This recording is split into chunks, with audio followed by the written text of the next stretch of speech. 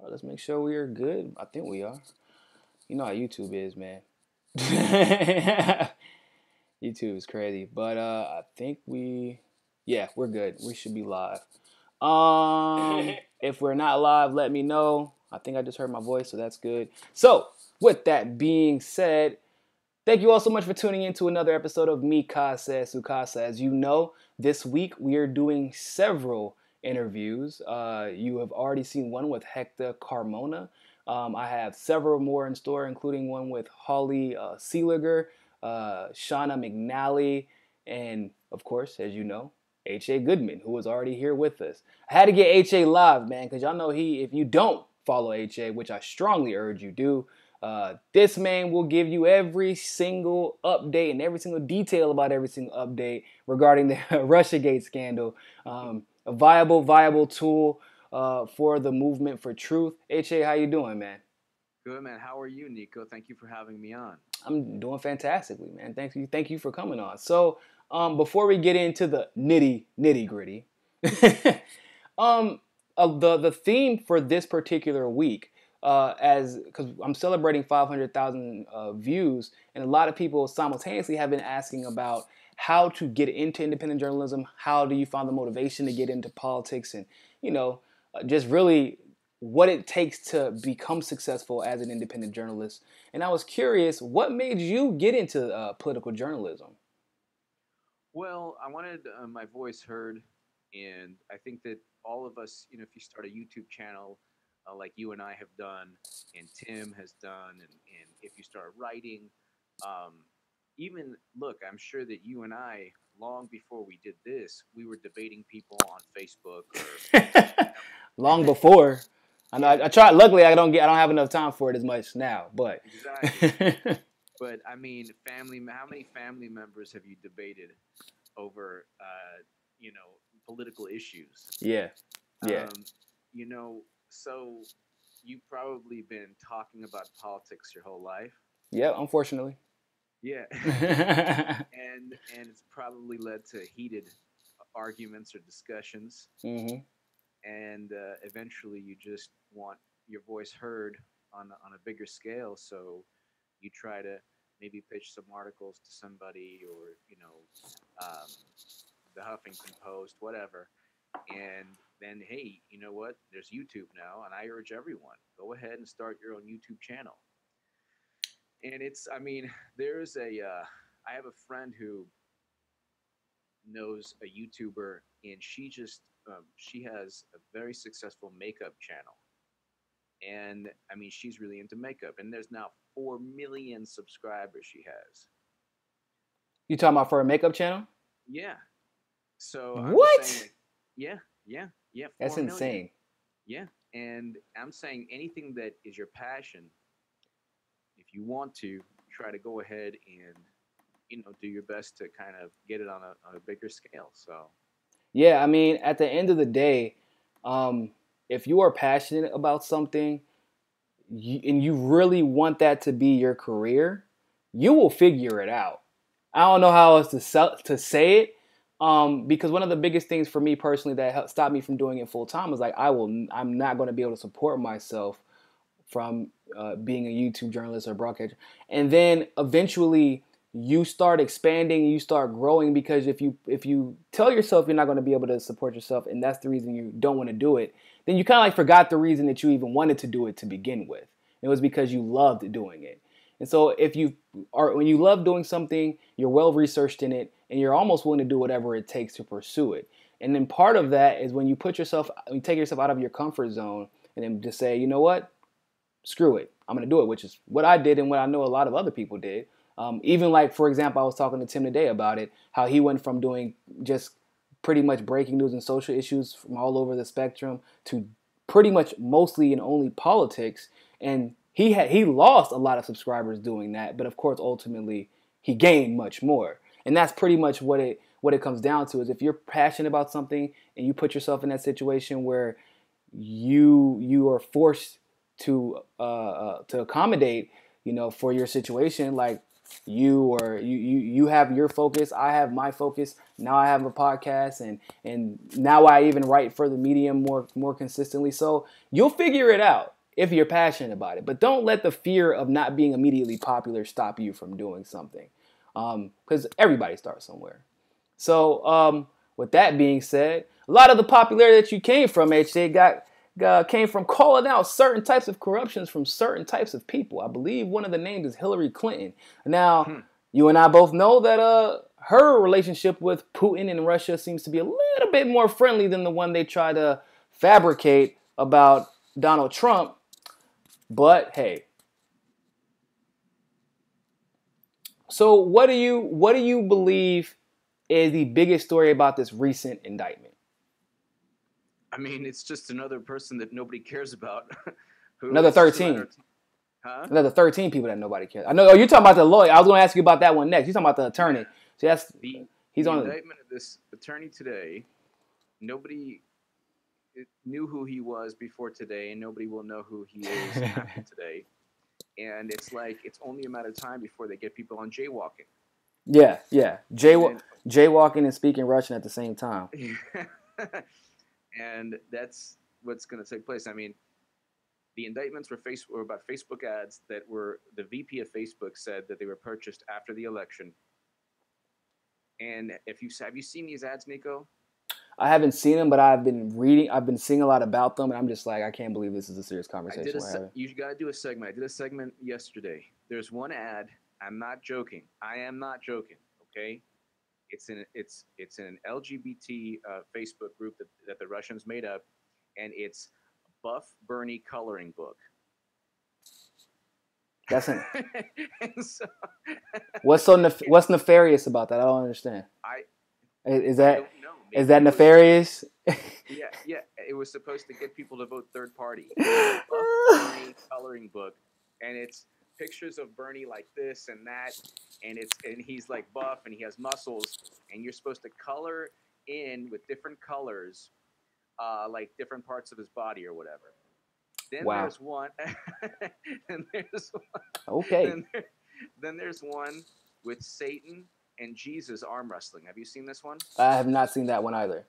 Okay, and it says if you want Jesus to win, vote for Clinton. And make sure vote for Trump and make sure, because Satan wants Clinton to win and Jesus wants Trump to win.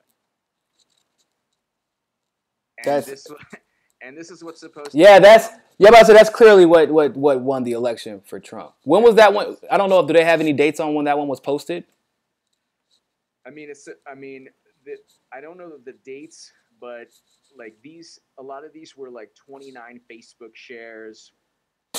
Nobody was.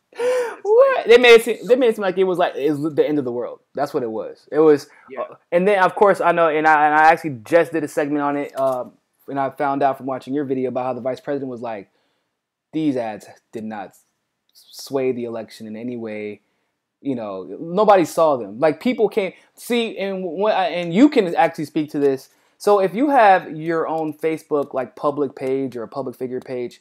What they say is by it reached quote unquote 10 million people, which is by the way a very small number of people, and we're talking about Facebook.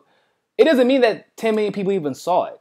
It just means that 10 million people could have seen it if they happened to be glancing at their timeline at the time that it came across. So like I can have reached 10,000 people, but I can still only get 50 people who saw it. Yeah, but it's also misleading. It's all about clicks. Exactly. You got to click on, like if you just see it, it doesn't mean anything. You have to click on it, and then it's an engagement. And for the clicks, it was a joke. Like a lot of these were like 24 clicks, like 50 clicks. That's what swayed the election, HA. Here's an angle that I think has not been talked about often. So as you remember in the indictment, it said that they were getting paid like $25 an ad, right? Which means that you not only had to create the profiles, but they actually had to be profitable. So they keep pretending like there was no incentive for them to talk about these, because they don't talk about what else this clickbait farm does. All they're referring to is political content. However, if you know anything about any type of like how search engine optimization works, even within social media, then what was the main topic of the end of 2016 and 2017? The elections. So if I'm going to create, because once again, clickbait farming is not new. Mark Cuban, the owner of the Dallas Mavericks, has a clickbait farm. It's one of his streams of income. I bullshit you not, people. So the most popular topic at that time. Yeah. Just saying nice things about the Mavericks? No, I mean, no. Like totally unrelated things. Like, yeah, like that's what I was saying. That we don't even know if this was the only content this quote unquote clickbait farm produced. That might have just been one of the main pieces of content because their job is to do what? What are the most popular topics on social media? Okay, let's create a profile that mimics these topics to get them retweets and shares because then more people will add this profile. And then the more people that add the profile, when we do an ad on that profile, there's a higher likelihood of moving traffic through that ad. Yeah. That is, so if you are a clickbait farm, it would actually be stupid for you not to have a fake profile discussing the election. Yeah. So it's just literally because they're Russian that we're indicting them. Yeah. I mean, unless you found something, which if you found something, everybody would know by now. But unless you found something different than I did, there's not even a mention of the Russian government. No. In the indictment. Oh yeah. There's never any mention of the Russian government. There's never any mention of Putin. There's never any mention of Trump collusion, which is what the whole thing is about. Trump-Russia collusion. And so with this lawyer, thing's about. And with this lawyer, same thing? Same thing. I mean, he lied about work he did in 2012. So this has nothing to do with anything. Like, it literally just has nothing to do with anything. I will tell you one thing that I've learned during this election, though, or this investigation, is that we really need to seriously investigate the powers and the jurisdiction of a special counsel.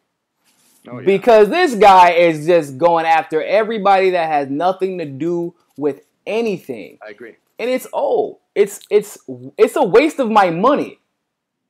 You know, like, what? So you take the time to put that out this indictment.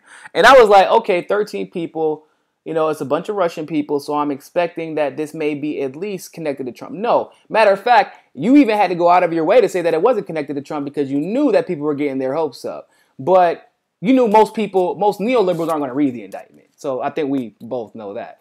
But yeah, I mean, also like, my vantage point is obviously different from a lot of people where I started off. I view Trump as political retribution. Absolutely. So Absolutely. Like, yeah, I mean, like, I moved to the point where I'm cool with having him in office because I want the Democratic Party completely destroyed peacefully and dismantled peacefully. And I think that, I mean, look what they did to Bernie. Yeah. They cheated him, and now they made him into a Democratic operative. Yeah. So now, or a scapegoat. Yeah. What do we have? We got Joe Kennedy with all his chapstick. His glistening chapstick. Boy, his lip gloss was popping. His lip gloss was popping. That is for sure. That was embarrassing. But no, I agree with you. I think that what's probably the most sickening about this, which is what I was going to bring up next, is what they did to Jill Stein and Bernie Sanders. Like, Jill Stein is aware as we are. They were never going to let her reach 5%. It wasn't going to happen. And then on top of that, Bernie Sanders now has been being put in a precarious predicament where, because remember, they've always associated him as a democratic socialist as communist. That it was like there was no type of dichotomy, nothing in between. It's like, oh, you're a democratic socialist? So you're a communist. And now they've implicated him. And by the way, even though they've said that somebody said that Bernie was their friend or that he's on their side, notice how they haven't said who said that, where that quote came from, like who even alluded that they were on the same side. Like, is it because there was a pro-Bernie like coloring book that was generically put in a random Facebook group? Does that mean that they were pro-Bernie or that they were trying to get click from pro-Bernie people? Well, I think what was taking place, real quick, Niko, my sound keeps going, like, dwindling. Is there anything on your end? Because I'm actually I'm actually moving the sound levels up as I speak because they keep on going down. Oh, actually, I'm not sure why. You're even on my side. Okay. Yeah, Because so that's they good. keep on going down. I'll just try to hold them like that. Basically, what what's taken place is that the Democratic Party, and I think it's kind of very insidious. What they've done is even opposition to Trump is now, if it's not within the Democratic narrative, it's a Russian plot. Yeah, any any opposition. Huh? I said, oh yeah, you're right. That's And go ahead. and yeah, it's unbelievable. I just want everyone watching Niko's channel right now to just remember that I said this.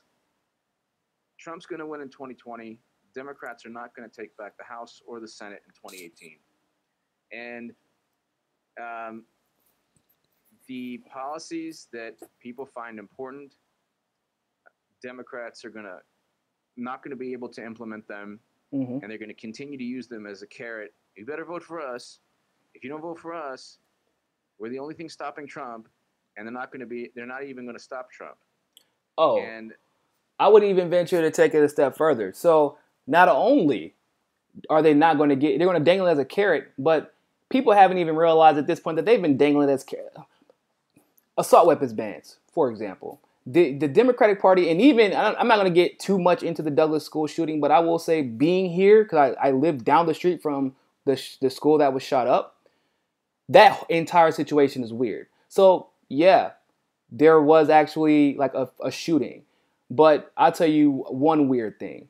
125, one of the bald girl, Emma Gonzalez, she actually never tweeted in her life, tweeted for the first time 3 days ago, got 125,000 followers, and is verified now. However, Twitter stopped verifying people in October because of the neo-Nazi situation. So like you can't even go to a verification link. There's nobody's been verified since October because they're flushing through Twitter.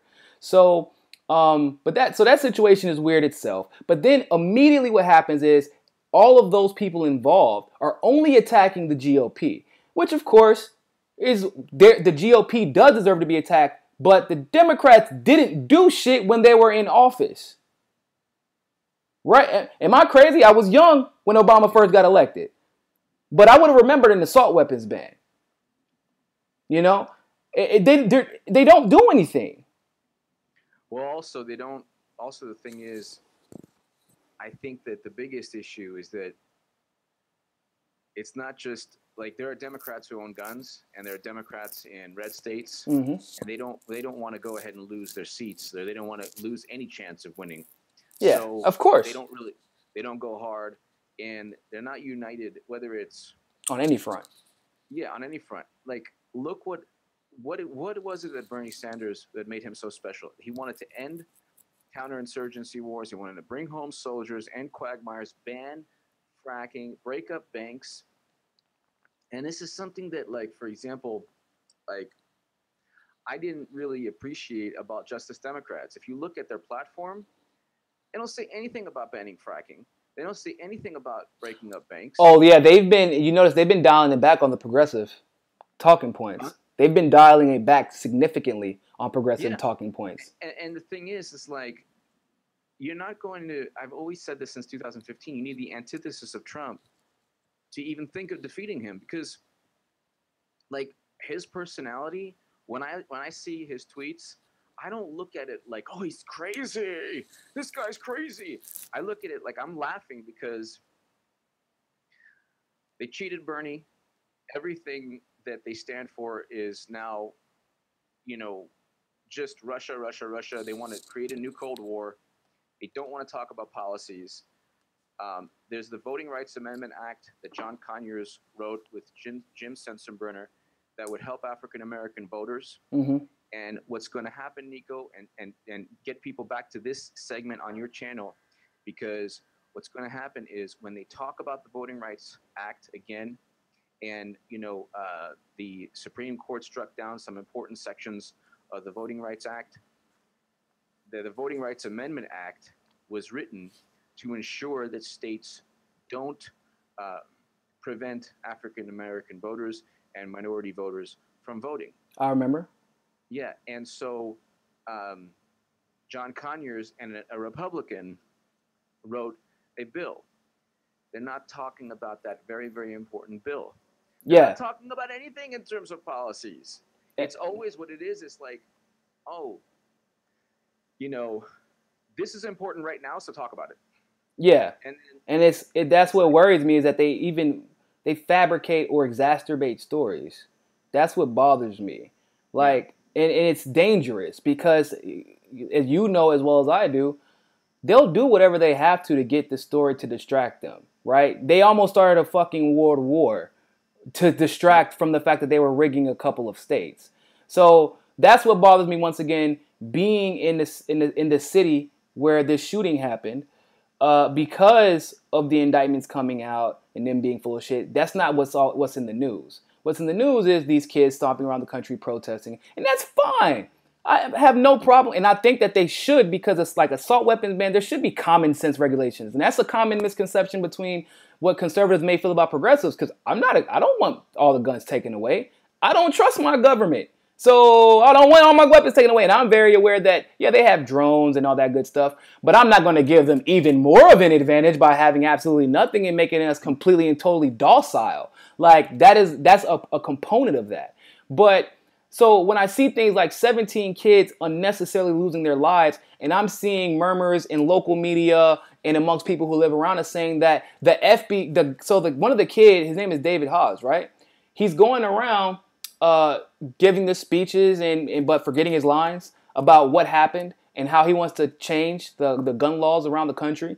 But they don't talk about the fact that his dad is former FBI, and that there are murmurs of his dad before he retired getting tips about this kid, and that the sheriff, I think Sheriff Israel of Broward County, who is very, very, very politically active, also was getting tips about this kid. And in a segment I do, and everybody needs to watch that segment, I talk about this with Elijah Manuel. He even said everyone knew. Elijah sat beside this kid, and he was bringing dead animals into class. oh, wow. Yes, everyone knew, and he said it was almost as if they were ignoring it. Wow. Now, and once again, whether or not, like, obviously, like I said, the shooting really happened, but what my worry is how far people in political office how far will they go to look the other way merely to control the political conversation in a situation where we know for a fact the primaries are coming up, and obviously Russiagate is not going to be enough to save them.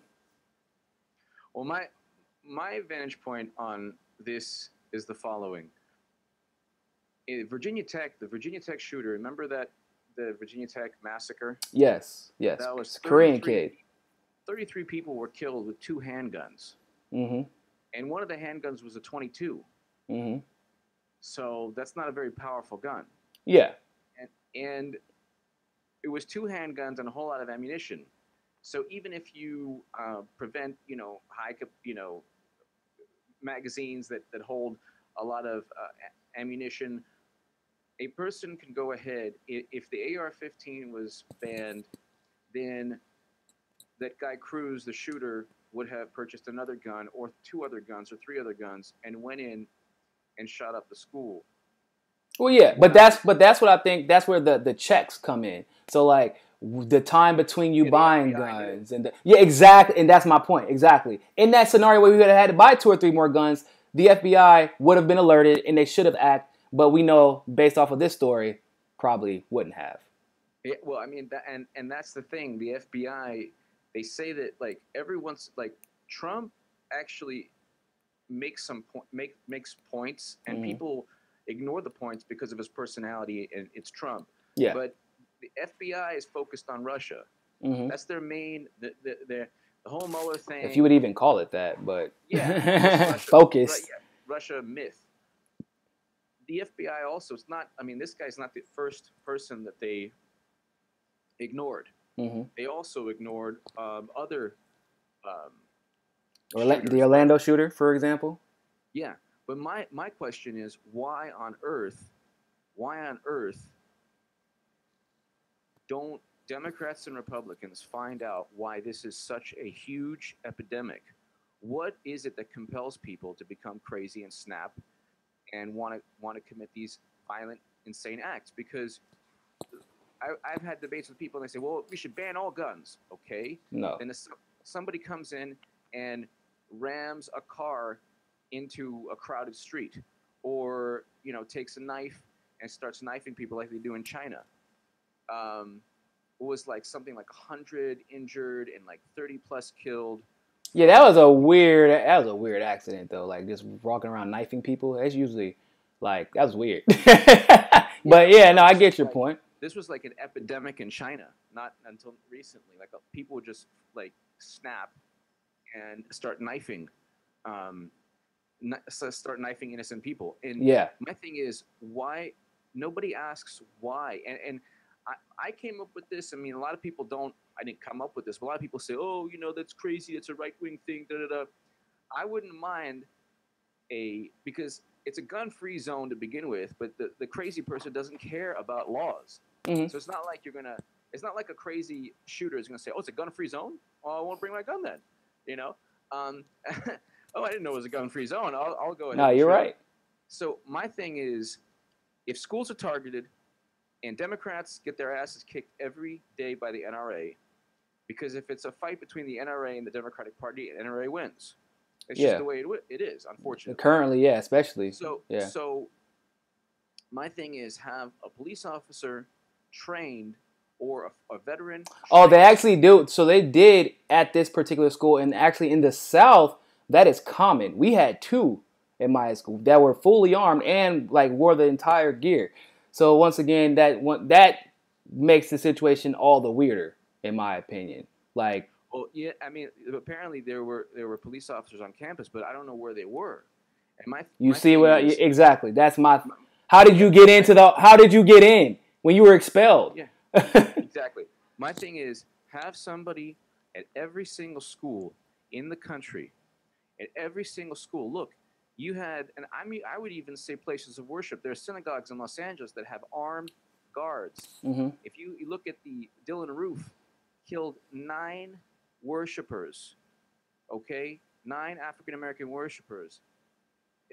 The places of worship, schools, they're being targeted. Now, obviously, people tell me, "Oh, that's not the world I want to live in." Yeah, well, it's not the world I want to live in, but you know what? It's the real world. This is a crazy world now. You have people snapping, and when a crazy person comes into a school or a place of worship, I don't want to talk and debate about how the Democrats are gonna, before you shoot, let's talk about the NRA. Yeah. No, I want somebody there to try to kill the shooter, try to get the shooter, and I'll worry about comfort at another time, or political debates at another time. So right now, there's no protection at schools. There's no protection. And so for me, I would say that's one issue. But see, a lot of schools or whatever, they're like, no, you can't do that because that's what the NRA wants. Yeah, but not everything the political opposition political side wants is always wrong. Until there's some kind of, and then the issue is, okay, well, there needs to be gun control. Yeah, but the Virginia Tech shooter shot up the place with 2 handguns. Mm-hmm. So then my whole thing is, what is in American society that makes people, because if you banned all guns, there would be illegal guns floating out there, and they'd buy an illegal gun. What is it that makes people want to commit this evil? I don't know. I really don't know. So I would say this, because this is and I agree with you for the most part. What people have to understand is when it comes to the gun conversation, because I'm not like an advocate of guns, but like I've shot assault rifles. I'm ex-military, so obviously, shooting guns is fun. But I've never thought, oh, let me go kill somebody. And that's the thing. That's what you were touching on. I've never thought about let me go kill somebody. Even if I own an assault rifle right now, I'm not going to think about let me go kill somebody.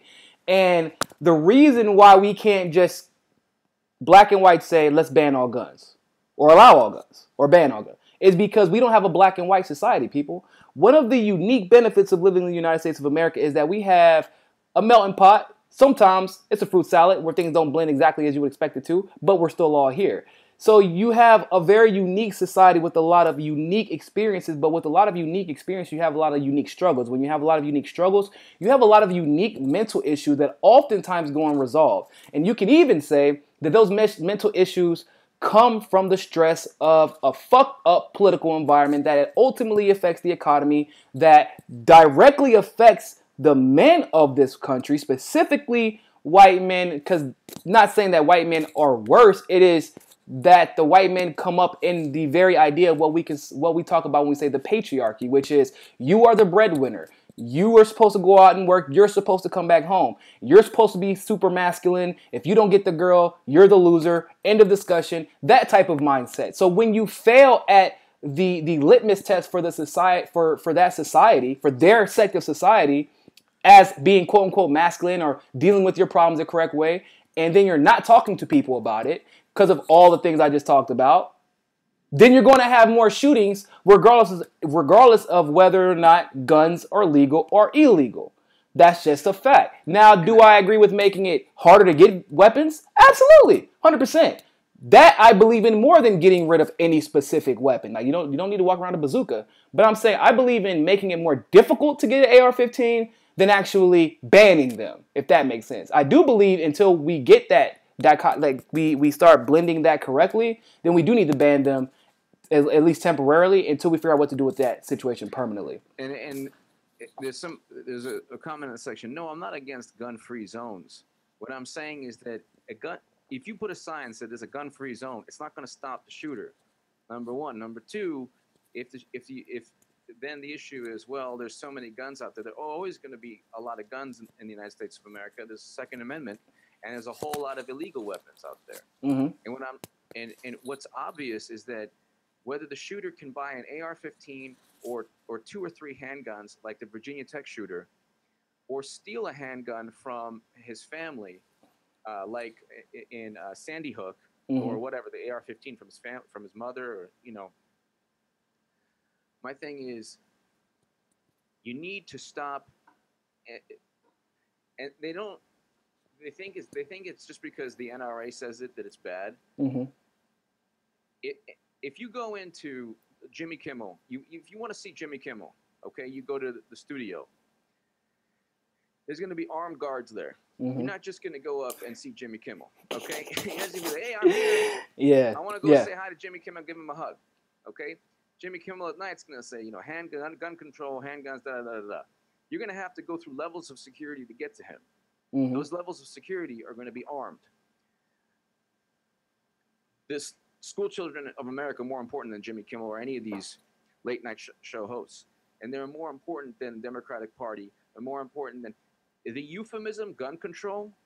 I mean, in my view, yeah, you don't want, like you said, I agree 100% with you. You don't want people carrying, an RPG, okay?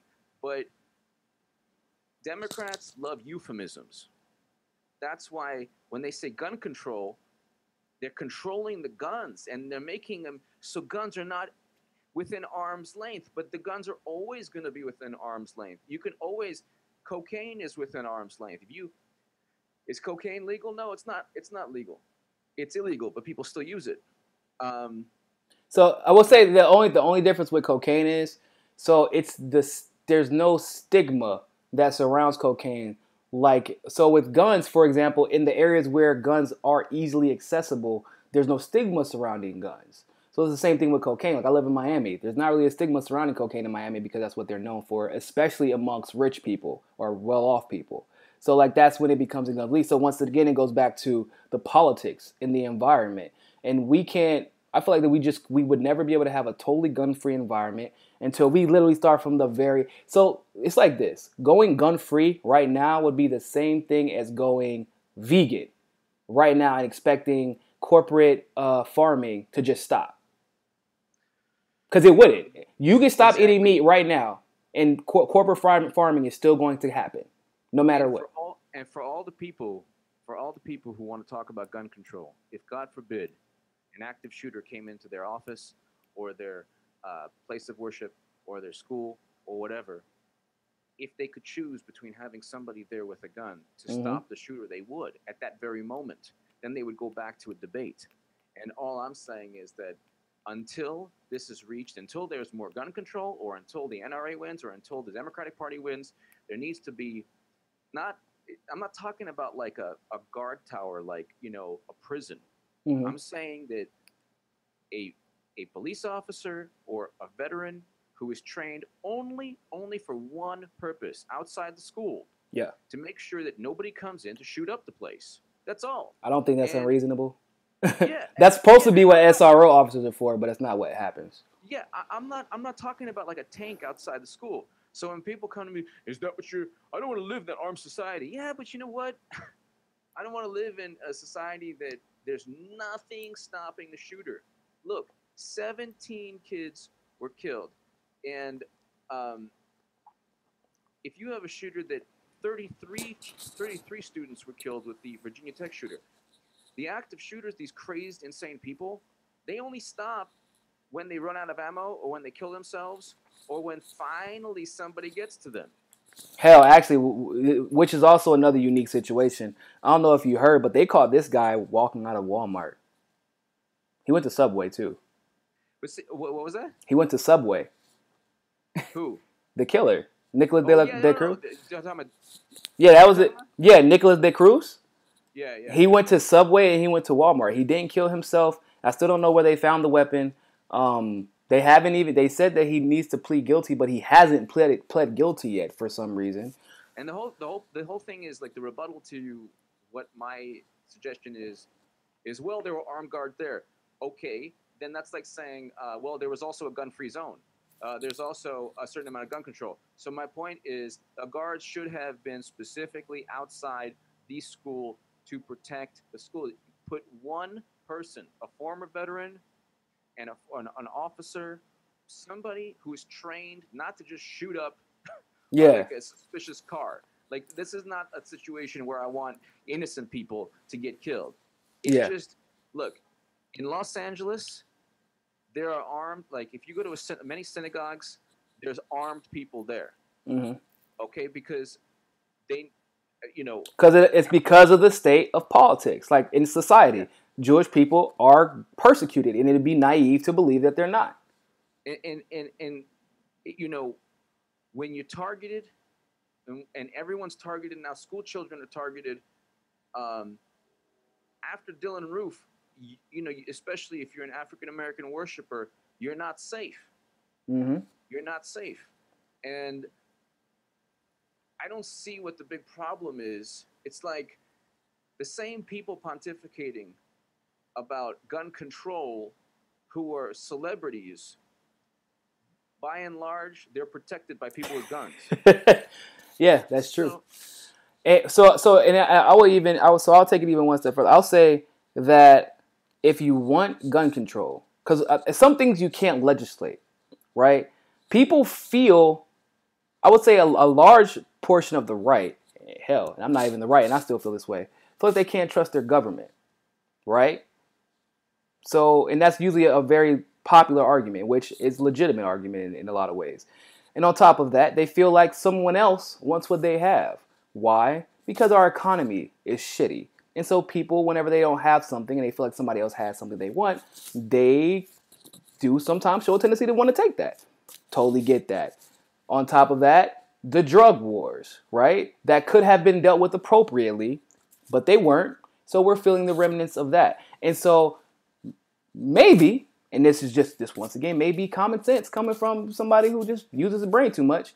Maybe if we would actually have our politicians fix all these damn problems that are easily fixable, like you can legislate certain issues out, right? You can stop bailing out banks without punishing Wall Street. You can stop sending kids to endless wars and having them come back with PTSD and killing their families. And then, if they don't kill their families, them as parents are not there and have kids like this who they don't even see what the hell's going on, and then they shoot up a school.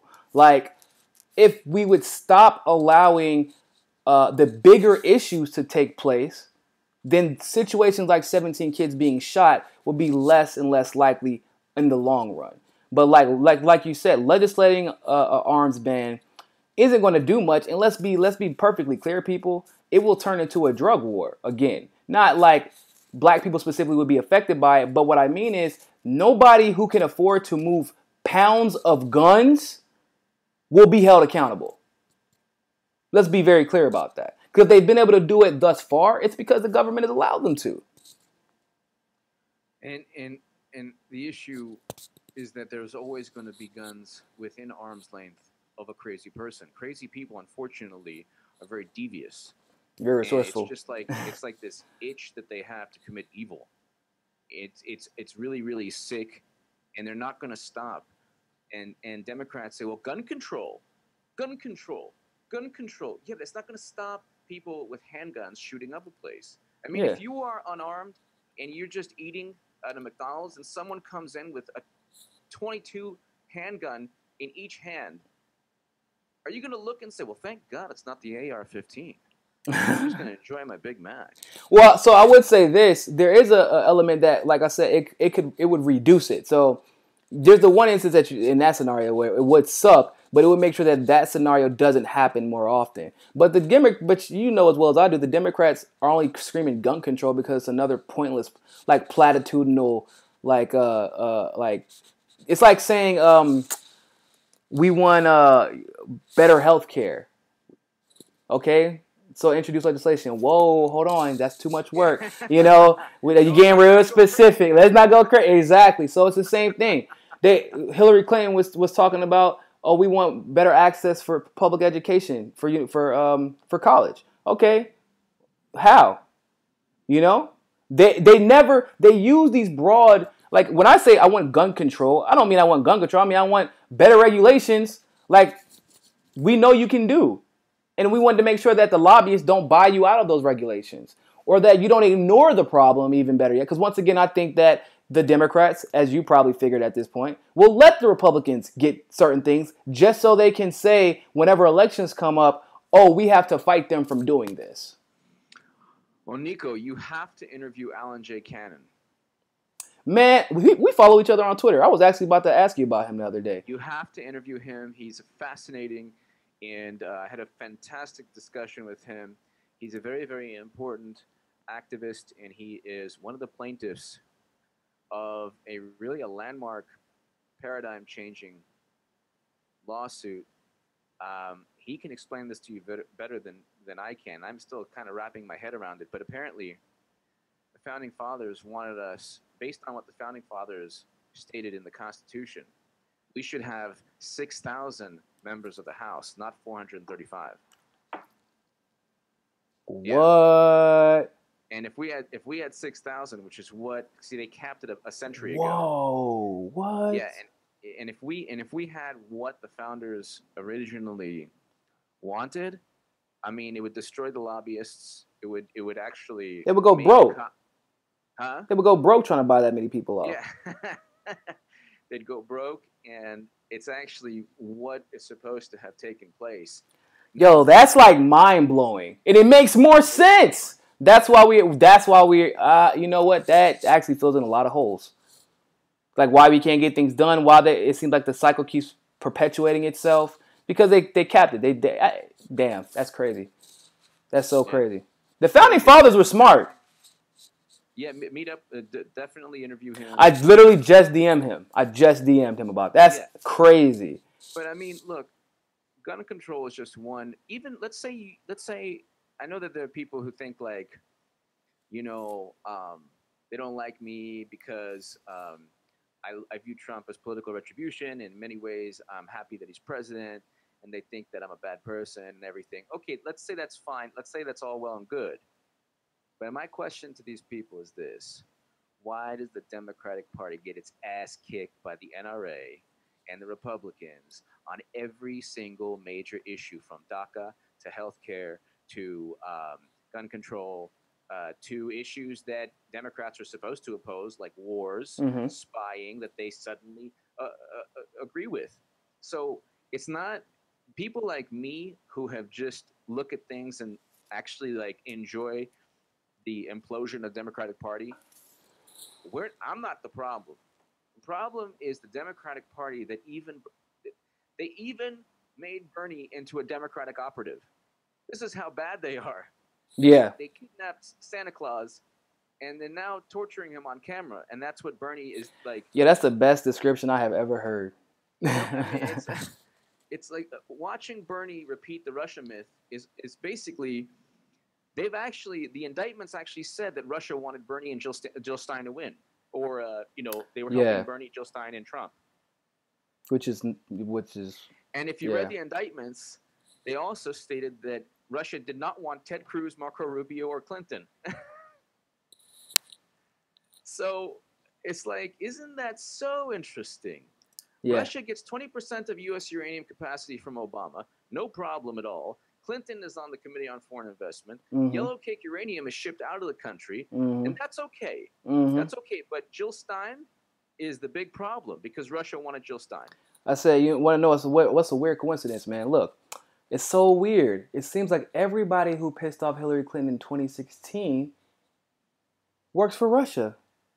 Oh yeah, Donald Trump, Jill Stein, and Bernie Sanders. But hey, Trump and Marco Rubio, two people who are obviously more than lockstep with the establishment, they also didn't like them as well. So we know it's not a Democrat and Republican thing. Yeah, okay. No, it's the duopoly thing. It's You the cannot people who play find more. ball. Go ahead. You cannot find greater opposites in every single way than Jill Stein and Donald Trump. And I would say I would take it a step further. We won't find the thing that dichotomizes Jill Stein, Trump, and Bernie from all the other candidates is they literally took the candidates who got their popularity through social media. Oh my fucking god. Can you believe that? So you're telling me the candidates that got their popularity through social media, those profiles were used to bolster people's profiles who are trying to use their popularity for advertising money. Can you fucking believe the common sense business skills that these people had? Holy shit, I cannot believe that there is a damn federal indictment over this. It's like a mockery of our institutions. It's a fucking joke. I mean, literally, this bitch sold 20% of our uranium to the point where, like, it was a conspiracy amongst the entire administration. Russia was so confident in this that they started building all their facilities before it even got signed. And you're saying that, and then but that's not important enough to discuss. And okay, so even if we wanted to discuss that, or we didn't want to discuss that, why everything that he actually described in that indictment really sounded like David Brock's Media Matters, and it like almost verbatim, right? Except for worse, except for David Brock was worse. He was legitimately attacking and making up lies about Bernie Sanders, and then was using his bots to infiltrate particular groups to get them shut down by posting ridiculous things inside of it, like naked pictures and pedophile stuff. It was bad, and I remember because I was part of those groups. And what's even worse about all of this is none of the stuff that the indictment claims has been verified or is verifiable, and I doubt we're going to see a case because these people are going to leave and they're not going to get extradited from Russia to play in our monkey courts. So, but David Brock and what he did, it is verifiable. With Fusion GPS and what they did, it is verifiable. With Christopher Steele and what he did, it is verifiable. We know for a fact that they just tried to charge an FBI informant because he talked to Russians after the FBI told him to fucking talk to Russians, and then they were like, well, we got the conversation from a wiretap. Motherfucker, y'all gave him the wiretap. You gave him and I'm reading this stuff and I'm like, yo, am I living the fucking Twilight Zone? You gave him the wiretap. They conveniently, because that's how you know that the FBI is so slick. They were able to just get into that office and randomly tap the wire, like set a wiretap up all the way in Russia without anybody from America being there. You would think that the only American in the office would probably be the one who set up the fucking tap. So it's bad, man. It's scary. It's scary times. And it goes back to my suggestion or my advocacy or whatever of a specific trained armed officer or former veteran with experience only at the front of the school, not like the people, the two officers or whatever at Parkland. I'd like to know where they were. Mm-hmm. Okay. because people say, well, it was already there, nothing happened. Oh, no, it doesn't prove anything. I'm talking about putting somebody there just for the specific purpose. To guard the perimeter. Yeah. And I mean, kids fighting, let the teachers take care of it, or, the counselor or whatever. I'm talking about just one person there, because if you're going to rely on the FBI or a sign that says gun-free zone, I'm not saying remove the sign. I'm saying it doesn't deter anyone. If you're going to rely on the school system or the Democratic Party to do anything for you, you're going to get shot up without anyone in the middle between you and the shooter. And I would say that the point that's actually a good idea, and let me tell you why. Because if you put that trained veteran there, former police officer who's still trained, or anybody who is trained to do that type of, like, I guess you would call it reconnaissance, all of a sudden the likelihood that somebody like Nicholas Cruz wouldn't even feel brave enough to do that. It's like, I'm not about to. He has an M4. I'm not about to try to. He's got fucking kept like oh man, I don't forget what it's called. Man, I haven't been in the military in a while. But he has a vest on. He has an M4, and he's not playing. The likelihood that I would come to my campus with a pistol and think I'm going to survive and even make it into the school is significantly reduced. And then on top of that, if you're trying to go for something bigger, which you're likely not going to find, a common person would not be able to find anything bigger than an M4 or an AR-15. So like you would get caught trying to outperform that police officer or that cop that's out there guarding it. And if you don't come with something bigger, you're going to hit the ground before you ever get into the school. So like, you're right. You want to make sure that we don't even have to have the gun conversation, especially having it surrounded by the deaths of kids, by putting one person there who is there to protect everyone and deterring it. I have a friend who always was against conceal and carry. And I was always like, why is that, man? And he said, I don't carry a gun because I want to use it. I carry a gun because I don't want to use it. Yeah.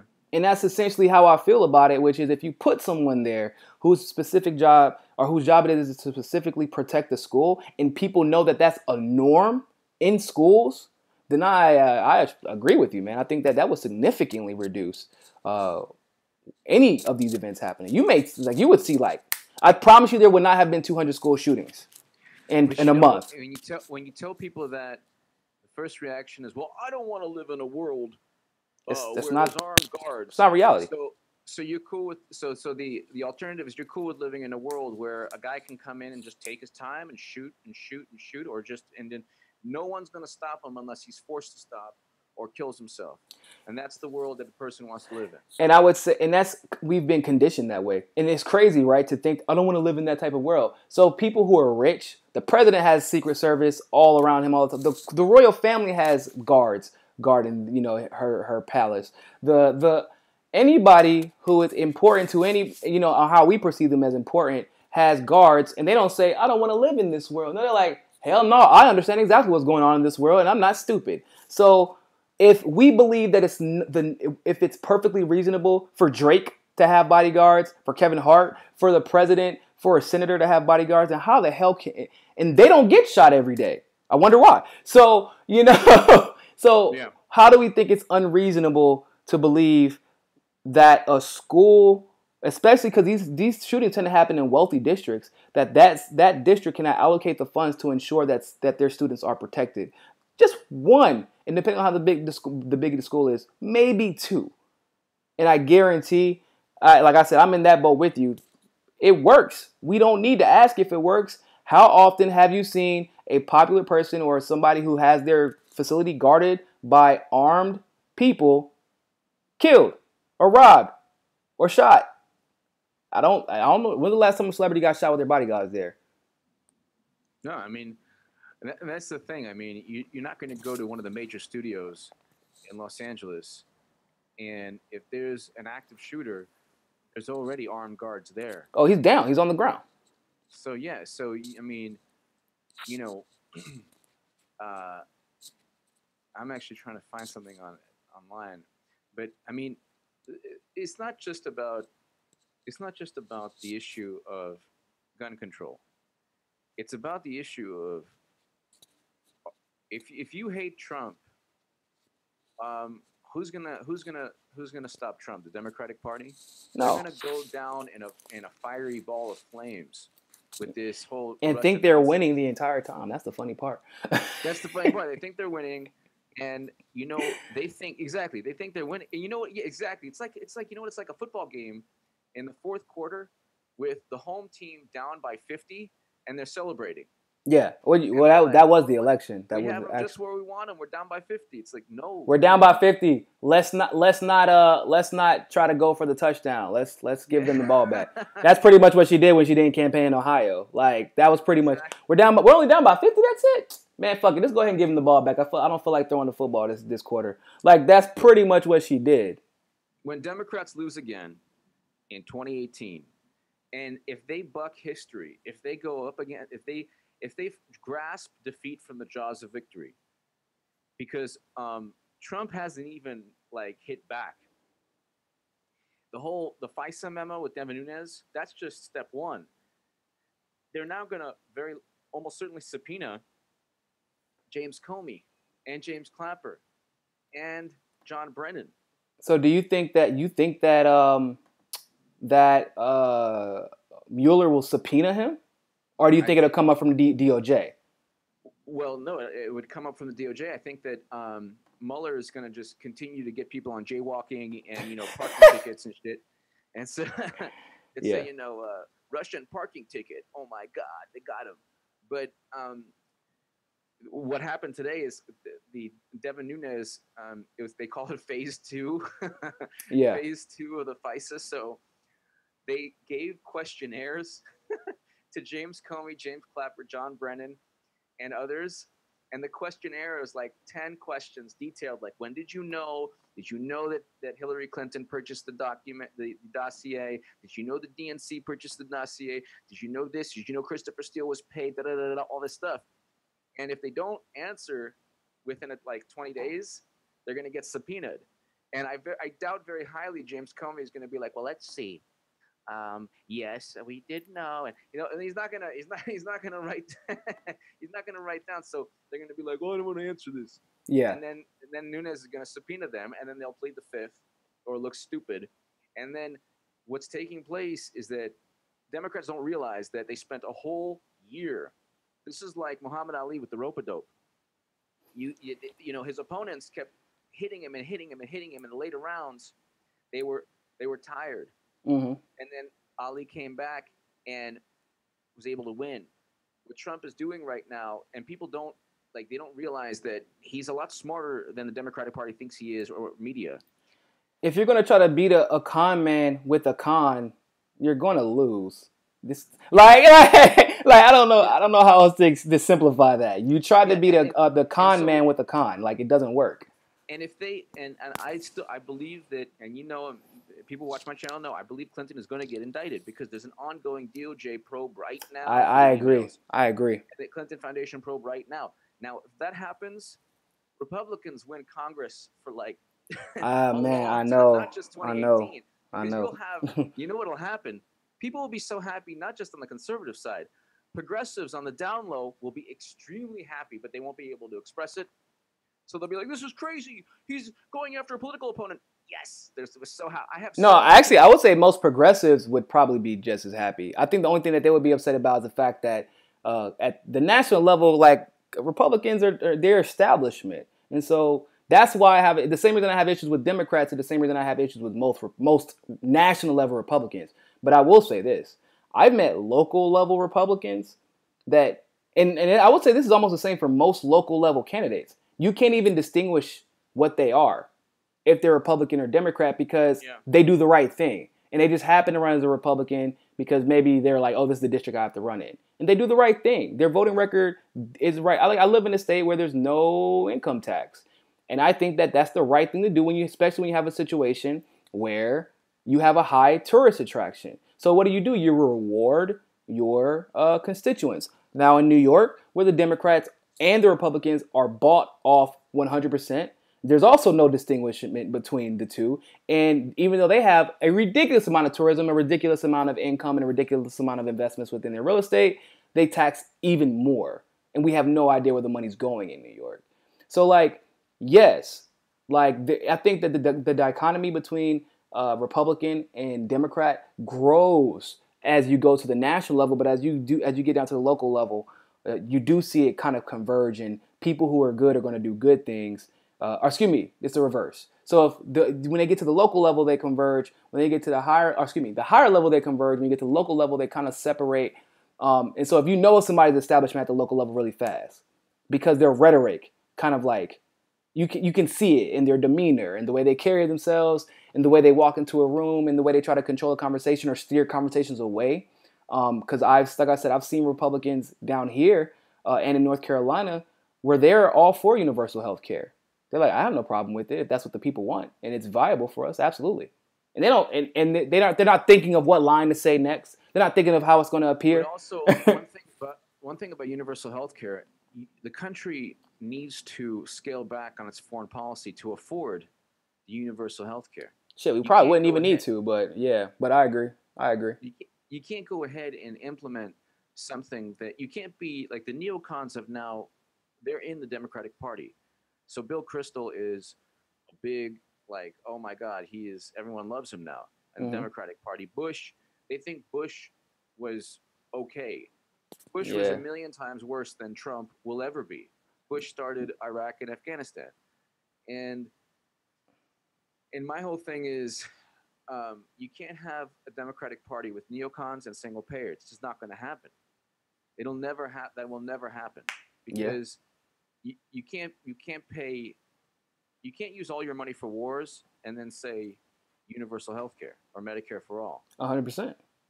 And that's like the Democratic Party. That's like the thing. It is not. It's actually set up to hurt its own voters. It's the only political party that's set up to hurt its own voters. I mean, nah, Republicans, they're kind of set up to hurt their own voters too. Republicans are known to vote against their interests. So, like, like that SNAP program situation, that SNAP program affects more Republicans than Democrats. Yeah, but see, their value system is that, like, they vote based on Second Amendment or family values if they're Christian, or with tax cuts. Now, whether it helps them in the long run, that's progressives or liberals look at that and say it doesn't help you. You're voting against your interests. But to them, they're like, well, you know what? I have 3 or 4 core values, and Republicans are always going to stand by them. The value system with Democrats is all over the place. There are Democrats that most corporate Democrats will not stand for single payer. Yeah. A lot of Democrats, nowadays, when's the last time you heard a Democrat say, bring home our soldiers from war? Oh, yeah, pretty much after Bernie Sanders got out and Joe Stein was up. They haven't mentioned it. They try to act like it isn't happening, which is, and I talk about that all the time. Like, you're totally right. Democrats are pretending like we're in Somalia right now. We're back in Libya right now. We're in Chad. We're in Nigeria. We're in Yemen. We're in Syria. We're in Turkey. We're in Korea. We have troops like really closing in on North Korea, and they're not talking about that. Luckily, North Korea and South Korea seem to be making up a little bit, but we have troops in Eastern Europe, and people don't know about it. Obama allocated like $58 billion to put troops in Eastern Europe, and we're trying to figure out, why would Russia think that we're trying to hurt them? I wonder why. But you're right. And they don't talk about it. All of a sudden because whenever it was a talking point against George Bush, it was bring our troops home. But then the whole thing is, well, you don't hate Trump enough. It's like, trust me, you know who doesn't hate Trump enough? The Democrats. They're not going to do anything. They're not going to do anything to further the value system of people who hate Trump. That's the best way to put it. If the Democrats really hated him, because they hate him, but only because he affects their bottom line. That is why they don't like him. Let's be clear, like most of the Democrats, in case you don't know, like if you got a Democrat from the South, you're holding your breath and you're going to die and suffocate yourself thinking that they're going to vote for progressive values, because they're what are known as Dixiecrats, as in you live in a district where it's predominantly black or at least predominantly Democrat and upper middle class. So you have to run the Democrat, but you have to remember that the Democratic Party is all about saying they're about the appearance of looking progressive, right? So they'll pretend that they care about core values like fighting against racism and prejudice and discrimination, and they'll pretend like they're all about elevating women. But what they really mean is, if I am for elevating women as long as it will benefit me right now, and as long as you're willing to wait your turn. Well, also about so I disagree with how Trump reacted to Colin Kaepernick. Absolutely. Okay, but I don't see Nancy Pelosi taking a knee, or Chuck Schumer, or even supporting him, or supporting, or anyone in the Democratic Party. I don't see President Obama. I don't see anyone taking a knee. Obama did actually tweet out some support for him. He's pop culture. Okay. He's a pop culture vulture, bro. So he. But I'm talking about. I don't see a leading Democrat taking a knee during the national anthem. Mm-hmm. Unless I see, like, they play both sides of the coin. Mm-hmm. They say, "Oh my God, look at Trump, he's racist," but they're sure as hell not going to give their support, like physically, like kneeling during the national anthem. Donna Brazile. Well, I don't think. Well, so I do know this, and this only because I was in the military. When you hold a public office, you're not even supposed to sit during any flag. So even as a veteran right now, because I still collect a retirement check, I technically still am required to stand at attention, and I could be prosecuted if I did not during a. Oh wow. Yeah, it's crazy. I'm still subject to UCMJ technically, so which is Uniform Code of Military Justice. So and that's why you could get into a lot of problems if you're a senator doing that. But I get your point. What you're saying is they only support with words, but the actions are always absent. Well, I mean, like a Democratic operative isn't. You don't see David Brock. I mean, he's not subject to any of those rules. You're damn right about that. I don't believe. Yeah, it's the Democrats are all about. See, the thing about Republicans, and it's like you have to figure out which one you like the least, because we all understand at this point. If you're watching this channel and you don't understand this is the duopoly and nobody's on your side in politics, you need to go. I don't know what to tell you, but. What people don't understand, you have to pick your least favorite at the time. Because it's not even your least favorite, period. It's your least favorite at the time. Right now, believe it or not, the Democrats are my least favorite. Why? Because they prey on people who look like myself. They prey on people with ethnicities like HA. They prey on people who may be a woman like yourself. And they convince you that the fear of who you are because of your legitimate experiences should convince you that you should put up with whatever Hillary Clinton is doing to everyone else, because at least you won't be affected whenever Hillary Clinton wins. So fuck everybody else. But the Republicans, they do it as well, but they kind of like, they're like, oh, you don't want to lose what you have, and you don't want them to take it, because that's what they're coming for. They're here to take it. And that's just as bad as well, because it plays, they hurt people more at the local levels. But the Democrats right now are more dangerous because they're taking a movement that is like the social justice movement and movement for equity and co-opting it. So now the right thinks that everyone who mentions anything about race and ever is a social justice warrior. And it's hard to not think that when you see how it's been used by the neoliberals. It's hard to take anything that anybody says, and that's the point. It's what do they call bait and switch, muddy the waters. And what did that guy, the former director of the CIA, say? He said, if we're successful with our disinformation campaign, then nobody will believe anything they read. Yeah. Which is damn near where we're getting at.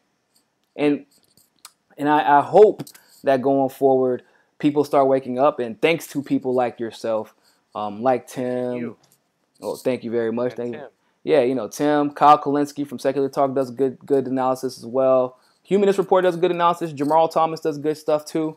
So, but in that wave of truth-telling, not truth-telling for an agenda, but truth-telling because that's the right thing to do, is becoming more popular on YouTube and really across all social media platforms. And so just be very wary about people who try to co-opt that agenda and pretending like they're about the truth and pretending like they're being outside of the establishment, but they're not. They're just doing it because they see that it's becoming more popular to tell the truth. I mean, did you see Obama's tweet the other day? There were all kinds of people under his tweet like, yeah, you could have done all the things that you're demanding Trump do right now with gun control. And I was like, whoa, this man has never been called out like this by progressives.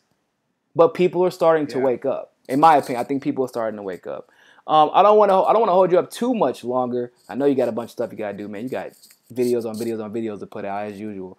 But do you have any final words for anybody? One, about how you feel about, once again, how this will turn out, because hey, if you may not be a gambling person, but I would bet on HA on what happens when it comes to indictments and who's gonna go down, because he's batting 1,000 right now, people. He's batting 1,000, and it looks like a lot of it, what y'all thought y'all discounted about a year and a half ago, is coming full circle. So thank you, Niko. Well, who we putting our chips on? I would tell people first, subscribe to Niko House. Like I do in a lot of my segments, I say subscribe to Niko House because he's awesome. I would say that in 2015, I was saying Clinton was going to lose. She did lose. Nobody was saying that. 3 days before the election, Nate Cohn of the New York Times stated that Clinton had a solid electoral college lead. And that was obviously not the case. Obviously. Clearly. What I think right now is that Trump's going to win easily in 2020. I think the media is going to make it seem like, oh my God, he's on the ropes. There's no way he wins, and then he'll win again. And I think that Rachel Maddow won't be at MSNBC anymore after that because, I mean, how many years? Damn, he's going deep. He's going deep into the prediction. Yeah, I mean, how can, but like, they're going to have to stay relevant somehow. You're not going to see Chris Hayes and Rachel Maddow and Joy Reid saying the same things over and over again. Yeah. Because it's going to be obsolete. And people will become desensitized to Trump at that point. Yeah, I don't think Democrats win the House or the Senate. I don't see how they can. I don't see how. Well, first of all, when you look, it just doesn't look good for Democrats for a lot of reasons. But when you have Bernie Sanders, you can look at the numbers. You can look at the numbers. 20 million out. They've been losing Democrats every single day, not gaining them. And when you have the only person in Bernie Sanders who was able to really get people's passions, to get people passionate about going to the polls, and now he sounds like Peter Dow.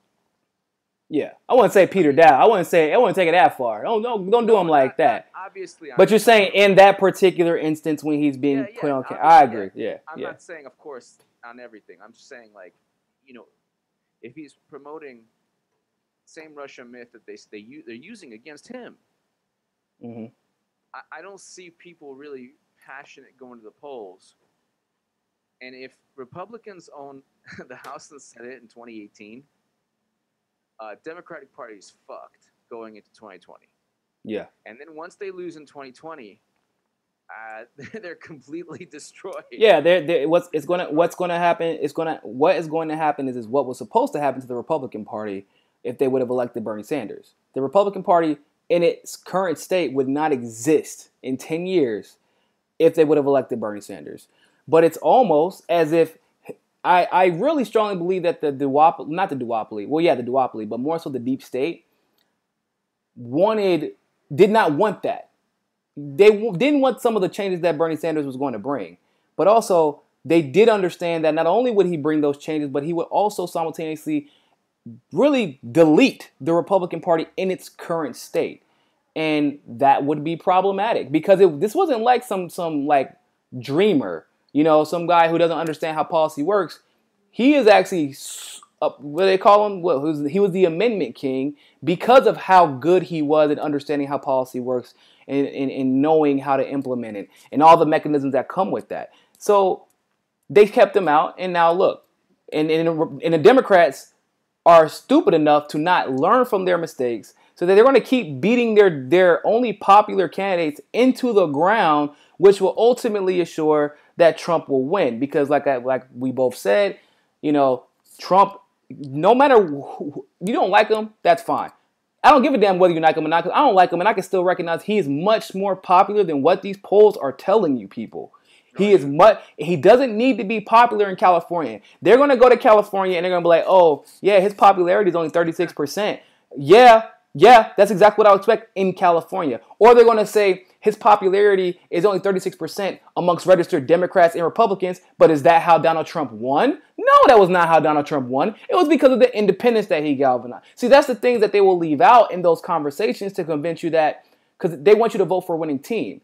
And they think that they can simultaneously scare you into voting for him and then say that he's not popular. So if he's not popular, then why are you worried about him? Yeah.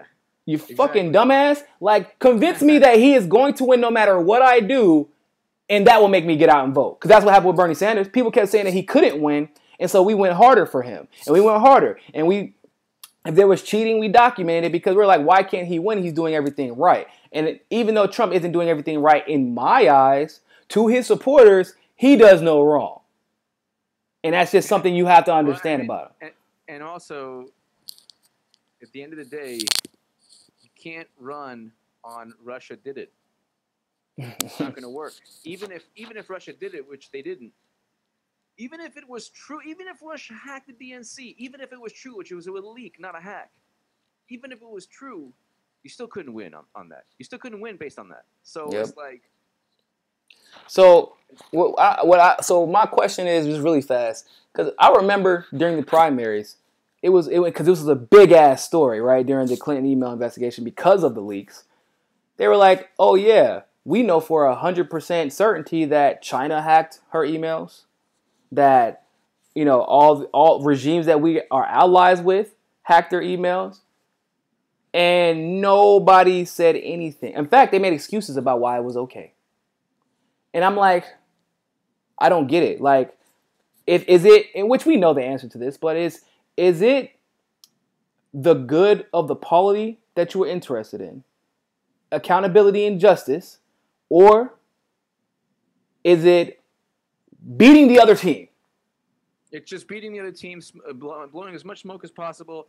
And you know what? It's Clinton committed crimes, but Trump, let's just make it seem like he did. And even if he didn't, it doesn't matter because that's politics. And let's just play dirty. And oh yeah, that's my favorite one. Oh, that's just politics. Yeah, that's just politics. Let's play dirty. That's the way it's done.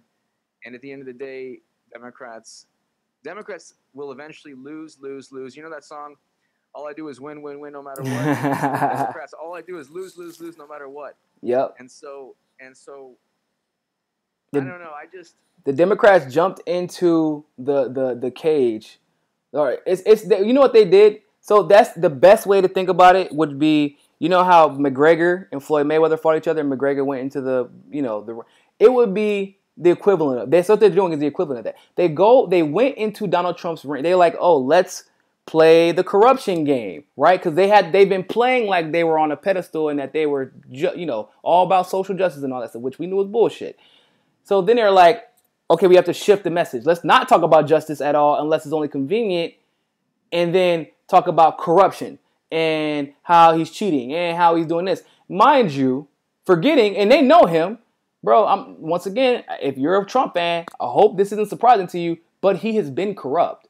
He is a billionaire, and there is absolutely no such thing whatsoever as an innocent billionaire, period. So if all of these allegations, rape, sexual assault, the ones that are false and the ones that haven't been proven false, business ties, business corruption, everything that he did with his bankruptcies, everything that he did dodging taxes, if none of that affected anything that happened in 2016 elections, why in the fuck do you think it would matter right now? And also, before I go, I think I'll just leave it at this.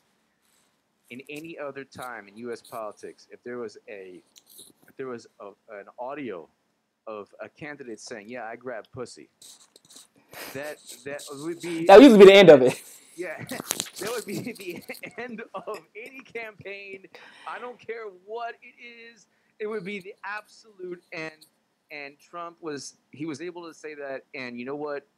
The alternative was Clinton. They were like, you're just going to have to grab him by the pussy. You're just going to have to grab me by the pussy then, because I'm not having that bitch in office. That's exactly what they said. Well, the alternative is Clinton. So. Dog, what do you mean? I was saying the same thing. Hey, look, I'm not naive. I think, and at its heart, people think the same thing. I understand that is not a good role model for kids. I 100%, and what he said was wrong. And if he even did that, it's wrong unless it was consensual. But what's important is and when you're talking about the nuances, He's not going to go into the White House and start grabbing everybody's vagina. That's No, but that's Bill Clinton. Stop it. Pimpin' Clinton. Pimpin' Clinton. All right, HA, man. I want to hold you up any longer, man. Thank you all. Thank you so much for coming on, man. I appreciate it. Thank you, Niko. Everyone subscribe right now to Niko House. Yeah, do that. Make sure you do that. And always remember, ladies and gentlemen, find your balance. Peace. Thank you, Niko. Thank you, man.